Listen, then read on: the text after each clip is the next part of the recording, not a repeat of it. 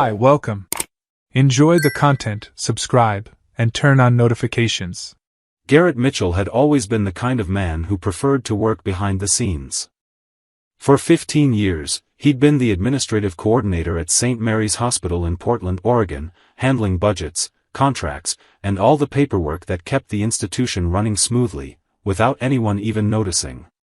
It wasn't glamorous work, but Garrett liked the stability and the feeling that he was contributing to something bigger. He was meticulous, organized, and respected by colleagues who relied on him to solve bureaucratic problems. His professional life was calm and predictable, and he liked it that way. At home, things were similar. Garrett and Vanessa Mitchell had been together for 14 years and married for 12. She also worked at the same hospital, starting as an administrative assistant before moving up to operations manager. Garrett had always admired her ambition, how she threw herself into her work and actively pursued professional growth. They seemed like a solid team, or at least that's what Garrett believed.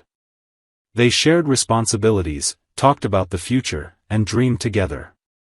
They didn't have children, a conscious decision they'd made to focus on their careers and enjoy the freedom that came with it. Life was simple, comfortable, and seemed to be on the right track. Everything changed when Vanessa was promoted to executive director of St. Mary's Hospital. The news came on a Friday afternoon, and Garrett was genuinely happy for her. He knew how hard she'd worked to get there, how many overtime hours she'd logged and how many weekends she'd sacrificed.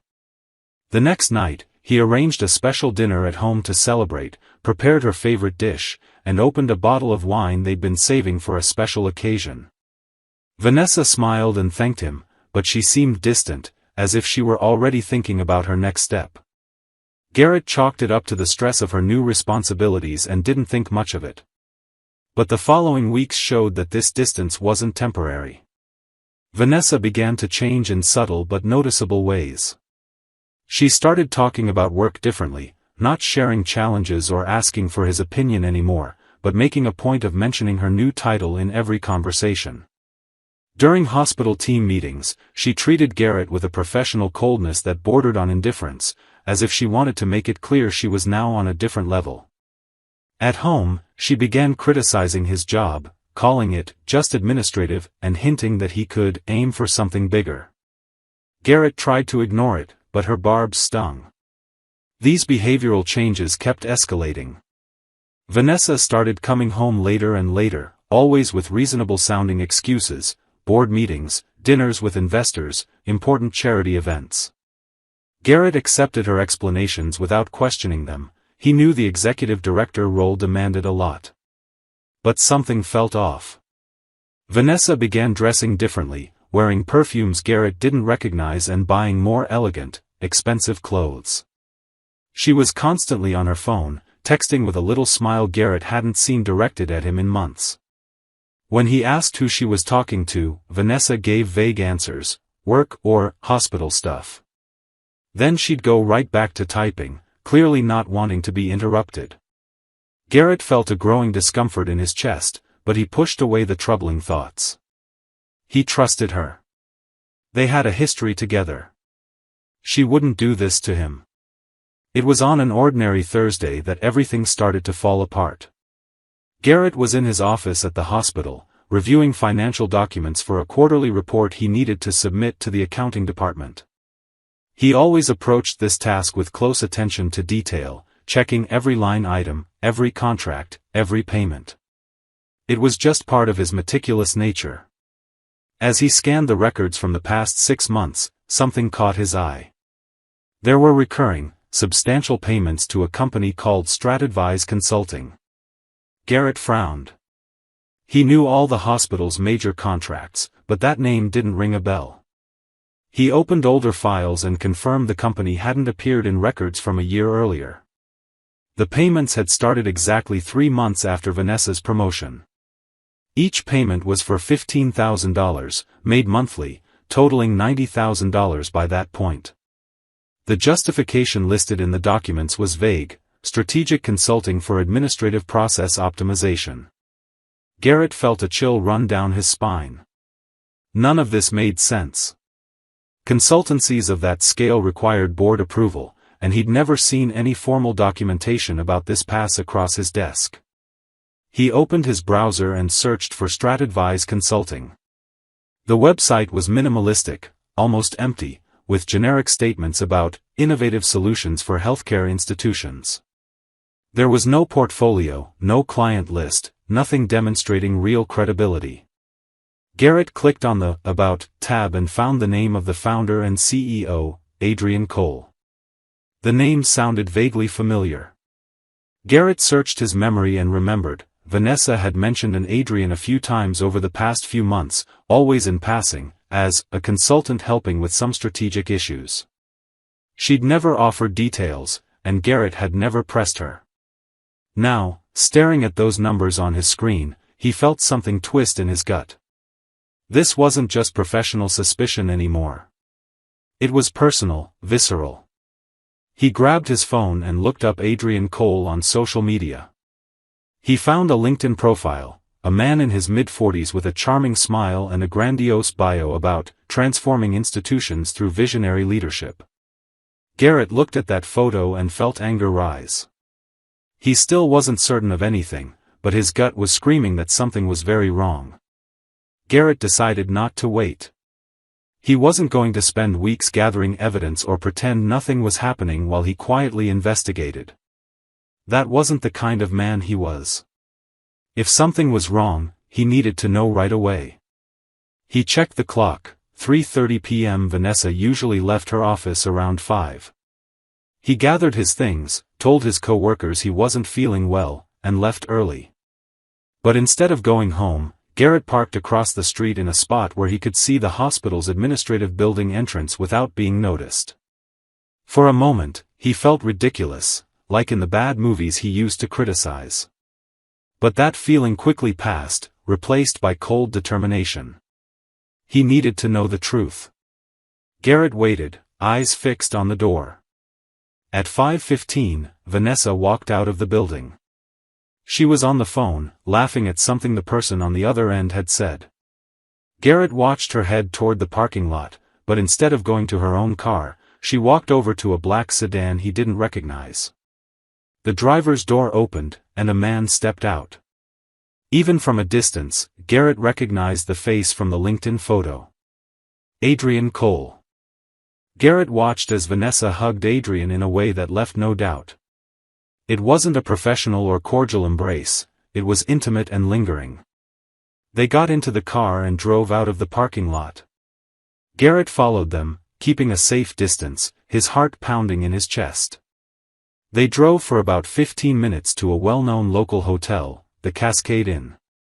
Garrett parked and watched as the two walked in together through the lobby, speaking quietly, their hands nearly touching. He discreetly took a few photos on his phone as they walked. They weren't incriminating photos per se, but they were proof the two were together. Garrett waited a few more minutes, his anger swelling inside him like a wave. Then he decided he'd seen enough. He wasn't going to storm in and make a scene, that wouldn't solve anything.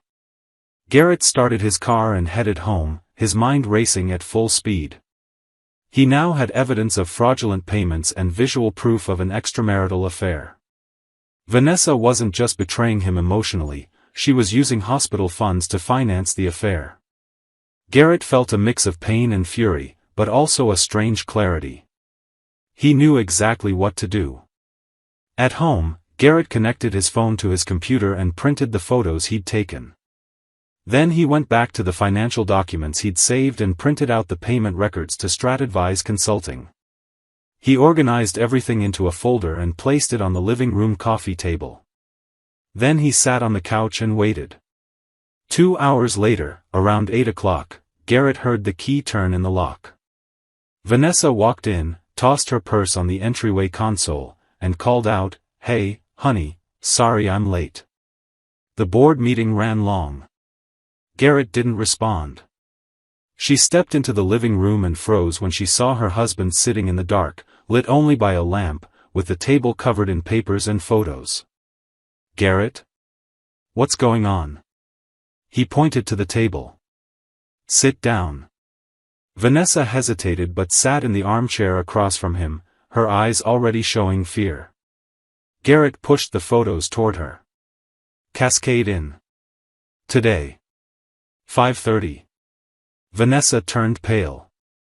She picked up the photos with trembling hands and stared at them without saying a word. How long, Vanessa? Garrett asked, his voice low but firm. How long have you been sleeping with that fake consultant? Vanessa opened her mouth, closed it, then opened it again. Garrett, I can explain, you can't, he cut her off. There's no explanation that justifies this. Garrett grabbed the financial documents and tossed them onto the table between them. $90,000 in 6 months. Paid to a shell company that delivers nothing. Public money diverted to support your lover. Vanessa's eyes widened, her mask of control finally slipping. Garrett, it's not like that, it's exactly like that, he said, his voice growing colder. You've been embezzling hospital funds to pay this guy. And I have all the proof, fake contracts, payments without bidding, empty justifications. All of it. Vanessa started to cry, but they weren't tears of regret, they were tears of panic. Please, Garrett, don't do this. I can pay the money back. I can fix everything. We can work this out. Garrett slowly shook his head. No. We can't. Because I've already taken care of it. Vanessa stared at him, confused. Garrett continued, each word deliberate and measured. This afternoon, before I left to follow you, I sent anonymous copies of all these documents to 3 members of the hospital board, and to internal audit. They'll receive them tomorrow morning. Vanessa's face drained of all color. You didn't do that. I did. And I did more. I hired a lawyer.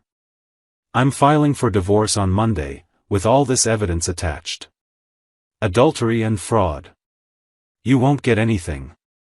Vanessa stood up, her voice rising in desperation. You can't do this to me. I worked for years to get where I am. Garrett stood too, locking eyes with her in a coldness he didn't know he possessed.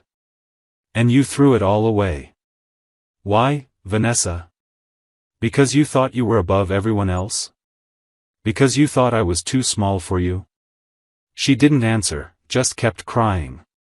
Garrett grabbed his car keys. I'm staying at a hotel tonight. I'll come get my things tomorrow. You can keep the house for now, but not for long. He walked to the door but stopped and looked back one last time. You know what's worse, Vanessa? It's not even the betrayal. It's that you treated me like I was invisible. Like 15 years of work, 12 years of marriage, meant nothing. You stepped on me every day and thought I'd stay quiet. But I'm not invisible. And now everyone will see who you really are. The next morning, Garrett returned to the house, packed his clothes and personal belongings while Vanessa stayed locked in her room. He didn't try to talk to her. There was nothing left to say. Garrett rented a small apartment near the hospital and tried to keep up his routine, but he knew the storm had only just begun.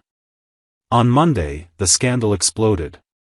The hospital board received the anonymous documents and immediately launched an internal investigation. The audit confirmed the irregularities in the contracts with Stratadvise Consulting. There had been no bidding process, no delivery reports, nothing to justify the payments. Vanessa was called to an emergency meeting with the board and tried to defend herself, claiming the services were real and that additional documentation existed, but under pressure, she couldn't produce anything concrete. Adrian Cole was summoned to testify and, faced with mounting pressure, admitted the consulting services were practically non-existent. He'd held a few initial meetings and submitted generic reports copied from internet templates, but nothing worth $90,000. The money had funded trips, expensive dinners, and gifts exchanged between him and Vanessa. Adrian was also married, and when his wife discovered the affair through the hospital's investigation, she collapsed. She reached out to Garrett to understand what had happened, and the two exchanged information, each dealing with their own pain and betrayal. The investigation quickly turned into a public scandal. Local media picked up the story. Hospital director diverts funds to lover. Vanessa was suspended from her position pending the formal investigation's conclusion. The board, pressured by negative publicity and the need to protect St. Mary's Hospital's reputation, acted swiftly. Within 2 weeks, Vanessa was officially fired for cause. She lost not only her job but also her reputation in hospital administration. No other institution would hire her after the scandal. Adrian Cole lost the contracts he still had with other companies and watched his marriage fall apart. His wife filed for divorce and requested full custody of their 2 children, citing the affair and fraud as evidence of poor character unfit for involved fatherhood. Adrian tried to rebuild his career in another city, but the stain on his reputation followed him. Garrett, on the other hand, kept working at St. Mary's Hospital. At first, there was discomfort and hallway gossip, but soon the narrative shifted. People began to see Garrett not as the pathetic victim of betrayal, but as the man who'd had the courage to expose a corruption scheme harming the institution. Colleagues who'd barely noticed him before now greeted him with respect. The new executive director, hired after Vanessa's departure, made a point of publicly thanking Garrett for his integrity.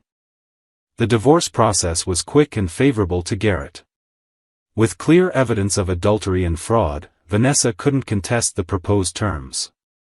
Garrett kept most of the couple's assets, including the house, while Vanessa had to cover legal fees and faced potential civil lawsuits from the hospital for repayment of the embezzled funds.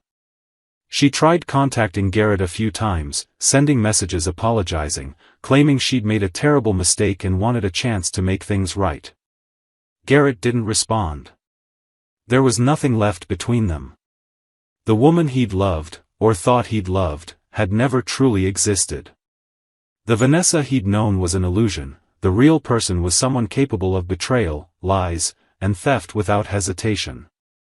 Garrett no longer felt anger. He felt only an emptiness where affection used to be, and a renewed determination to rebuild his life away from that toxicity.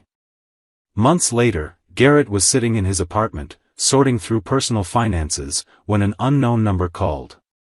He hesitated but answered. It was a headhunter from Seattle offering him a position as financial director at a large private hospital.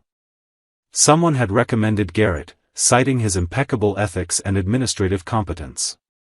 For the first time in months, Garrett smiled. He agreed to go through the interview process. He got the job. 6 months after the scandal, Garrett moved to Seattle, started a new position with a significantly higher salary, and, for the first time in years, felt in control of his own life. He didn't jump into a new relationship right away. He needed time to heal, to figure out who he was outside the marriage that had defined much of his adult life. But gradually, Garrett started going out with friends, meeting new people, rediscovering hobbies he'd abandoned. He picked up the guitar again, something he'd loved in his youth. He began hiking on weekends, exploring the landscapes of the Pacific Northwest. He felt alive in a way he hadn't in years. Meanwhile, Vanessa struggled to stay afloat. Without a job, without a reputation, without the marriage she'd disdained, she was forced to take administrative roles at smaller companies, earning a fraction of her former salary. Friends and colleagues distanced themselves, not wanting any association with the scandal. She tried starting over in another city, but the internet has a long memory, and whenever anyone searched her name, the story surfaced. Adrian Cole also faced consequences. He lost shared custody of his children, who now barely spoke to him, ashamed of their father's behavior.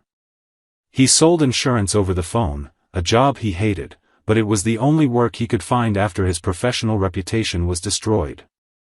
A year after that fateful night's confrontation, Garrett was having dinner at a Seattle restaurant with colleagues from his new job when his phone buzzed. It was a message from Vanessa. He almost deleted it unread, but curiosity got the better of him. "Garrett, I know you don't want to talk to me. But I needed to tell you I'm truly sorry. I destroyed everything that mattered out of pride and selfishness. I hope you're happy. You deserve it." Garrett read the message twice but didn't reply, not out of anger, but because there was simply nothing left to say. The past was past. Vanessa would have to live with the choices she'd made, just as he lived with his. But Garrett's choices had moved him forward into a better, more authentic life. Vanessa's choices had left her trapped in the ruins of what she'd destroyed herself. Garrett put his phone back in his pocket, turned to his colleagues, and continued the conversation, laughing at something someone had said. He no longer thought about Vanessa every day. He no longer felt the sharp pain of betrayal. What he felt was a quiet peace, the knowledge that he'd done the right thing, that he'd stood up for himself when it mattered, and that he'd come out the other side stronger. Garrett Mitchell was no longer the invisible man working behind the scenes, accepting being diminished. He was someone who knew his own worth and wasn't afraid to demand it. And in the end, that was the greatest revenge of all. Thank you for watching the video. If you enjoyed it, don't forget to subscribe to the channel and turn on notifications so you won't miss any updates. See you next time.